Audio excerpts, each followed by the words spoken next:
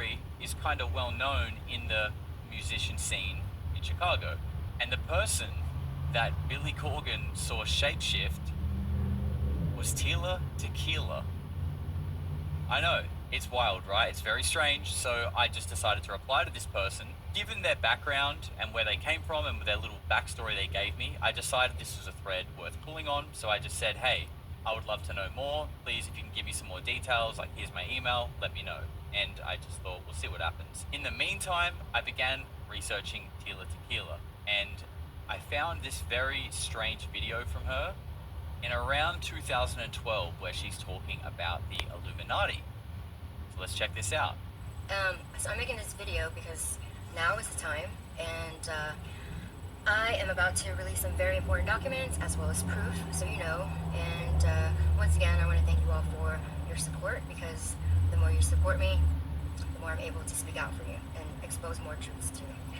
Because I'm the only one here doing this, and they continue to block me out and do whatever they can to discredit me, to make me disappear, because they know they can just point blank assassinate me, because I keep telling you and warn you ahead of time. So if they do that, then everybody will know that they murdered me. They started saying that, oh, well, Tila's part of the Illuminati. She's just here to be part of the agenda to, the New Age movement, blah, blah, blah. And the next thing you know, now that there's proof that I'm not, now they're saying, and now they're going back to other stuff. So what is it? What is it, guys? So, am I some haggard person who's been hiding my face because I'm so disgustingly ugly now? Or is it the fact, am I part of the Illuminati or not? Because one minute you say that I am, and now that I prove that I'm not, you go off and say all these other stuff. So make up your mind. Oh, as for Alex, you've lost a lot of credibility. Talking about Alex Jones.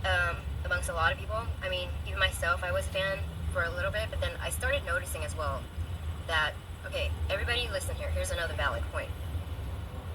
Everybody who speaks the truth, such as myself, those who are like Alex Jones, for instance, he speaks a lot of these truths, right? He gets all this information. But why is it that he's still able to speak on the air? Why is it that he seems to be protected by some source?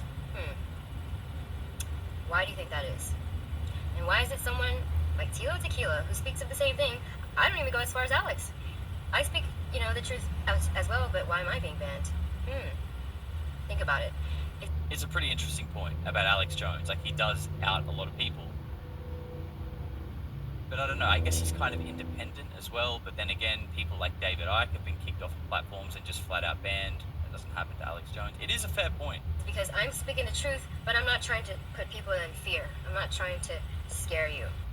Alex speaks the truth, but he does it in a way where he's fear-mongering, and he speaks out the truth, but he speaks in a trembling way to scare people. Oh no, everybody, the world's ending. We're all going to die. We have no rights. To scare you guys, to take the power away from you. I speak the truth coming from the light, but giving you back your power. There's a difference. That's why I'm being banned, and people like Alex Jones is being protected by the CIA, because he's part of the system to speak the truth, but to also instill fear into the world. So we're all scared and helpless and feeling hopeless. Whereas me, I'm speaking the truth as well, but I'm not doing it in a way where I'm scaring you guys. I'm actually speaking the real truth underneath the truth. I know this all sounds very confusing, but the fact is, like I said, I know all their tactics. I know like I said, I have a situation that directly related to one of the leaders of the others. So that's why. So this was all coming out, from my understanding, around like 2012, where she was sort of like going through a bit of a rough time, and she began sort of speaking out, saying all this wild shit, like a lot of these people in Hollywood do, right? I mean, Kanye is probably the latest version of it, but it's not anything new. I like Alex Jones. I'm not like having a go at him, but I can understand what she's saying, that he speaks from fear, right? And that he kind of does a little bit, the way that he comes across. And it's when you look at the news and the politics and all that kind of stuff, it is, divide and conquer, play them against each other, fear-mongering, like that is the tactic. So what she's saying makes sense, but obviously you're probably wondering like how this ties into her shapeshifting. Well, we're going to get there. He came back with an email, okay? Quite a long one. Now, he asked me to protect his name So we're just going to be calling him the Chicago musician, and I'll have to blur out a little bit of the screen, but that's fine. So, Tila Tequila Shapeshift. This is what he got back to me with. I'm just going to read it word for word how he wrote it. Hey Josh, I'm the guy that left a comment about Billy Corgan and Tila Tequila. I'm not going to mention sources' names because some are active musicians and I do not want to ruin careers no matter how big or small. I did contact my former bandmate who was at the party to make sure my recall is accurate. This is what I was told and what I know.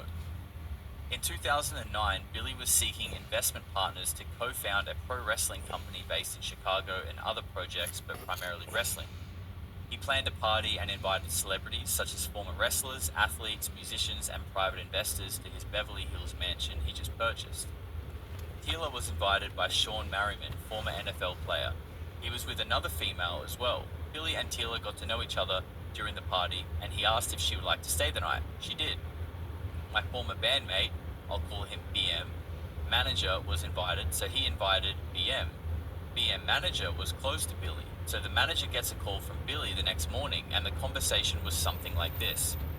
Billy, hey, did you notice anything weird about Tila last night? Manager, what do you mean? Billy, did she seem off or different? Manager, I never met her before last night, so I don't know what different would be. Billy, dude, I think she is different. Manager, different like she is the one you want to marry? Billy, no, I don't know. Was I fucked up last night? I mean, I know I had a buzz, but I don't know. I'll call you later. Here she comes.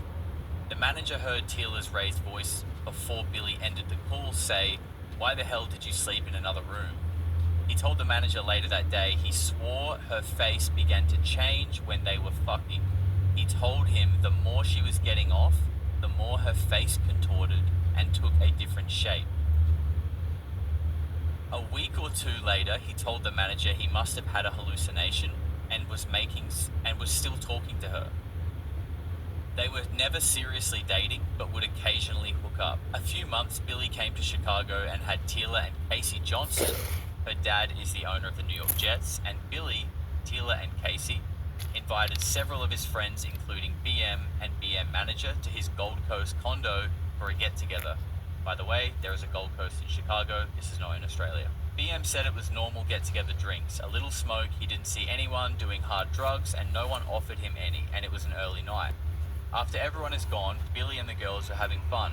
You know, hung out face. Billy calls BM manager about 5 a.m., absolutely freaking out. He said they were all, through the night. He went to take a shower and came back in the room about 45 minutes later, and Casey was going down on Tila, and her face was shape-shifting again. Her eyes were completely black, and she cracked a smile at him as it was happening. Totally freaking out, he told the manager, dude, I have my driver taking me to my house. He also owned a mansion in Highland, Illinois. Tila and Casey doesn't know that I've left. I'm going to send my driver back to take them to catch the flight back. I will take another flight tomorrow. Yeah, so that's how it went down. Billy saw Tila shape-shifting again, freaked out, and abandoned her at his condo. My buddy's manager said he was freaking out, and all he could hear was the same voice yelling, despite all my rage, I'm still just a rat in a cage. I don't know if that's a joke or not, so I've got a laughing face. He said, Billy said on Stern he saw the shapeshifter once naked, but my buddy's manager doesn't know why he said that. This is how it was told to me. I can't prove any of it, but my friend is a solid guy. He never did the hard drugs. He certainly has never lied to me. His manager has also told me the story, and other people that were there did meet Tila and Casey. Who knows? Maybe she is a shape-shifting reptilian. Billy is convinced she's a demon. Happy to share that story with you. If you have any other questions, let me know. Well, at this point, I'm like, okay, this is a lot. I've got a few things coming to mind, but the first thing I did was to just go on ChatGPT or Grok and look up what is like Tila Tequila's background, because I don't know this shit. I don't know like Tila Tequila. That's not my world. I don't know who this woman is. Well, I've heard of her before, but like I didn't really know anything about her. So I just said, Grok, please explain to me the murky lore of Tila Tequila, her relationships and past lovers. It gave me a bit of a background, and then we got key relationships and associated lore. And you can see here, Casey Johnson, which is who the person in the email was talking about. They were dating from 2007 to 2010. Tragically, Casey died on January 4th, 2010 at age 30 from diabetic ketoacidosis, possibly exacerbated by drug use. And it says Tila was devastated, claiming she was on suicide watch. And I think this, you can see 2010, this is a few years before that video that we watched. So I think this was like the catalyst for her to kind of go like a little bit off the deep end. But that off the deep end part happened after this encounter with Billy Corgan, right? So I just wanted to point that out and kind of look at those dates so they make sense. But let's keep going here. Sean Merriman, that's the person who invited Tila to the party, NFL linebacker. Again, lines up with what we saw in the email. And if we come all the way down here, other rumored and confirmed partners, Billy Corgan, 2009 to 2010. Tila dated Smashing Pumpkins frontman Billy Corgan, a high-profile romance that ended amicably but quietly. Little detail is available, contributing to the murkiness of her dating timeline. After that, okay, and by the way, so let's just go back to the book, right? According to Reddit, it turns out that the book Billy was writing, where he tells the story of this shapeshifter, has been abandoned. Why that would be, who knows? Apparently it had like 300,000 words in it and a lot of work had gone into it, and we're never going to see it. Who knows why that would be, right? Now, bear with me here, because this is where we're about to turn a dark corner, and I think it all is going to link together in the end, and I'll tell you why, and I'm going to give you my thoughts on what that is, but we're about to go into like a new level. Now, the key detail in that email was that her face contorted and took a different shape, and her eyes were turning black, and this transformation is happening while she's getting off during a sexual interaction. This is the exact same details given by Juliet Bryant, the Jeffrey Epstein survivor, and literally to a T. And this video was in the last video that I did as well, but this is from a interview with Jay from Project Unity that is not new. It has been out a while. Check this out. Can you explain what you mean by shape-shifting? Yeah. Well, when I was in the bedroom with him, because he used to take me into that small bedroom, and it was always dark and really cold, and then it was almost like when he was orgasming or something. Like I looked at him and suddenly his face like grew big like this, and then I saw these huge black eyes like this, and then a big mouth with this horrible tongue and like this sort of dragon horn stuff, which is like almost like the devil, or I mean I can't explain really what I saw, because I saw him turn into this horrible creepy thing, and I wasn't on drugs, I wasn't drinking alcohol, nothing like that was allowed. Like, like a lot of people think there were parties going on there. There weren't any parties. There was no alcohol. Absolutely not allowed. So there you go. Literally like the exact same details. And like I said, this is where the story's going to take a really dark turn. And you might be thinking, right, like, Epstein is the abuser. Tila Tequila is not an abuser, okay? If anything, I think she's a victim that's caught up in this dark Hollywood world. And we have to go down the rabbit hole before I can explain why. Now, just this week, and this is what I mean, this is all like synchronicity, things are coming out at the same time. Since I put out that video, just this week, someone who claims to be related to Jeffrey Epstein has just come out dropping like absolute bombs about what went on in her family and the history of the abuse and how far back it goes and how far reaching it actually is. And her name is Anya Wick, and she appeared on the Sean Atwood podcast. So I'm going to play you a little clip of that, and then we'll keep getting into this. It goes back for generations. It goes back for generations. I remember my father confessing that my oldest brother is 8 years younger than him. Is cyclical.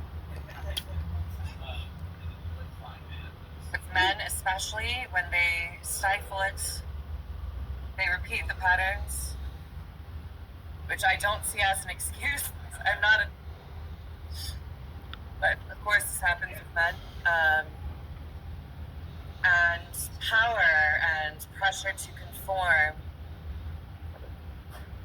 is excellent as a tool for silencing people.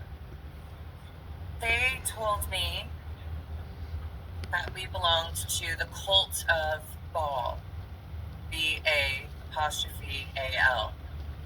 They told me this with consistency while I was being abused. Now, what you can look up about the cult of Baal, information that is publicly available, is that it is thousands of years old.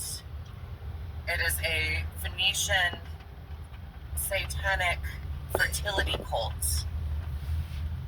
And publicly, it's supposed to have been eradicated. But to my knowledge and my experience, it is not.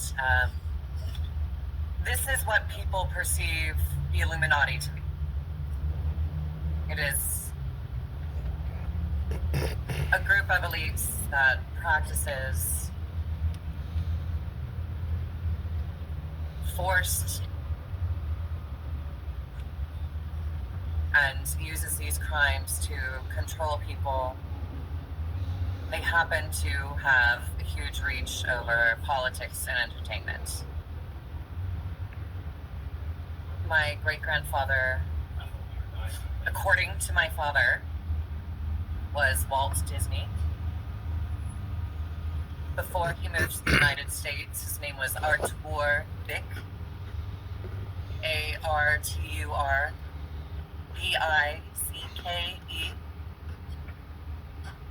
And his twin sister, who he had children with, who I am descended from, was named Minnie. That's where we get Mickey and Minnie Mouse. It's very cute, right? Except for when you consider the abuse that I suspect is still happening to children who go into the entertainment industry. So the big thing that we're going to pull from that is the cult of Baal. And we're going to get into that soon, but first, I found it really interesting that like she specifically referenced the Illuminati as like the widely known name for this somewhat secret like satanic child abuse group. Exactly what Tila Tequila called them and referenced them in that video that's from 2012. She was talking about the Illuminati. Now she doesn't specifically talk about like satanic child abuse stuff, but when we see the connection between what Billy Corgan saw, what Juliet Bryant saw on Jeffrey Epstein, this lady, Anya Wick, who's claiming to be from the Epstein family, his niece, and she's telling us about this 1,000-year-old cult of Baal, right? Now, and that they have a wide reach on politics and in the entertainment industry. Now, Jesse Michaels just did a fantastic 3-hour podcast with Jay from the Project Unity, the guy that interviewed Juliet Bryant and Kurt Metzger, where they went deep on Jeffrey Epstein's ties to obviously Israel's intelligence, but also his obsession with fringe science and surrounding himself with anybody who was at the top of their field, specifically from science, entertainment, and politics. They were the big ones. What interests me and what we're going to cover on the show are the deeper threads around Jeffrey Epstein. What was he actually doing? He certainly was not a financier in any standard sense. Really? That was a cover story, yes. The thing with Epstein was he was obsessed with eugenics and creating his own race. So they were taking eggs. They've got underground laboratories, right? I'm taking there in September. I think they've taken my eggs. They cloned a baby in 2002. No one ever hears about anything again. Perhaps one of the lesser-known threads about Epstein was his obsession with secret science. More specifically, his obsession with gravity and propulsion. He would fly physicists out to his island, Kip Thorne, Stephen Hawking, Uri Gelman. He funded Lawrence Krauss on the order of $250,000. I desperately want to know why Jeffrey Epstein knew so much about my work. And I want to know why he was connected to my graduate program. How did you know he was connected? You can Google it. On his little St. James Island, he built a temple with occult symbology, and one of his victims claimed to see a UFO while on Zorro Ranch.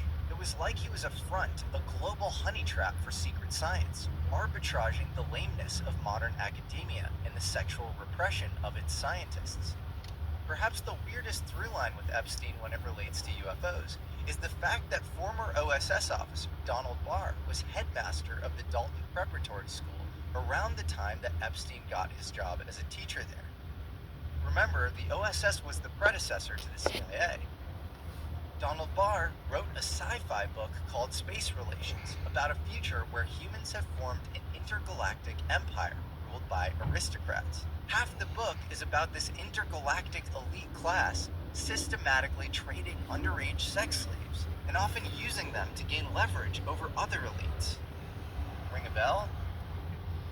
If you haven't already, go and check that podcast out. I'm going to leave links for everything we look at today below so you can go and do your own research, which I highly recommend.